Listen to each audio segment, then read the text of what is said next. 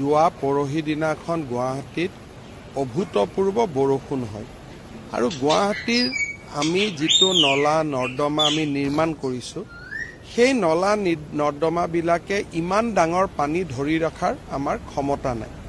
গতিকে বছৰত এনেকুৱা এটা বা দুটা দিনৰ আমি সন্মুখীন হওঁ যি দুটা দিন আমাৰ নিয়ন্ত্ৰণৰ বাহিৰত গুচি যায়। যোৱা বছৰটোত যিমান বৰষুণ হৈছে তাৰ 25% বৰষুণ যোৱা পৰহি দিনাখন একেলগে হৈছে। গতিকে ই আমাৰ নিয়ন্ত্ৰণৰ বাহিৰত আৰু ইয়াক নিয়ন্ত্ৰণ কৰিবৰ কাৰণে আমি ইয়াতকৈ দুগুণ ডাঙৰ নলা নিৰ্মাণ কৰিব লাগিব, নৰ্দমা নিৰ্মাণ কৰিব লাগিব, মানুহৰ পৰা মাটি বাৰী লেণ্ড একুইজিশ্যন কৰিব লাগিব। এটা প্ৰথম কথা। দ্বিতীয়তে মেঘালয়ৰ পৰা পানী অভূতপূৰ্বভাৱে নামি অহাৰ কাৰণ হ'ল USTM ইউনিভাৰ্চিটি।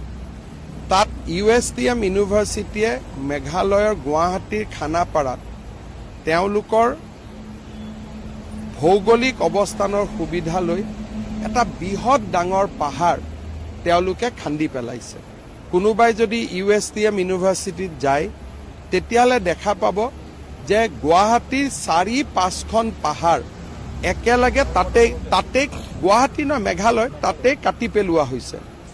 এই USTM ইউনিভাৰ্চিটিখন আৰম্ভ কৰোঁতে অসম চৰকাৰে প্ৰতিবাদ কৰাৰ প্ৰয়োজনীয়তা আছিল। আগতে মেঘালয়ৰ পানী অসমত আহিছিল, লাহে লাহে আহিছিল। USTM ইউনিভাৰ্চিটি হোৱাৰ পৰা অভূতপূৰ্বভাৱে গুৱাহাটীত পানী নামি আহে।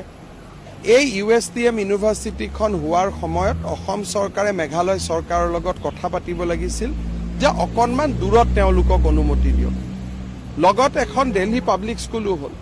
মেঘালয় গুৱাহাটীৰ ওচৰত থকা ভৌগোলিক অৱস্থানৰ সুবিধা লৈ গুৱাহাটীৰ মানুহে গৈ মেঘালয় চৰকাৰৰ অনুমতি লৈ তাৰ ওচৰ পাজৰৰ যিটো পাহাৰ গোটেই পাহাৰবিলাক কাটি অনুষ্ঠান আৰম্ভ কৰিছে। বিষয়টো মেঘালয়ৰ মুখ্যমন্ত্ৰী ডাঙৰীয়াৰ লগত মই কথা পাতিম, বাট ডেমেজ ইজ অলৰেডি ডান। যি ডেমেজ হ'ব লাগিছিল তাক হৈ গ'ল। এতিয়া উপায় এটাই যে এই পানীখিনি আমি দীপৰ বিললৈ ডাইভাৰ্ট কৰি লৈ যাব লাগিব বা শিলখাকু বিললৈ ডাইভাৰ্ট কৰি লৈ যাব লাগিব। কিন্তু ডাইভাৰ্ট কৰি লৈ যোৱাৰ বাবে মাজেদি যদি নলা নৰ্দমা বনাওঁ বহুত লেণ্ড একুইজিশ্যন লাগিব, যিটো আমাৰ আৰ্থিক ক্ষমতাৰ ভিতৰতো নপৰে। গতিকে ইয়াত আৱেগিক হোৱাৰ পৰিৱৰ্তে আমি প্ৰেক্টিকেলি কেনেকৈ এই সমস্যাবোৰ সমাধান কৰিব পাৰোঁ আমি চাম।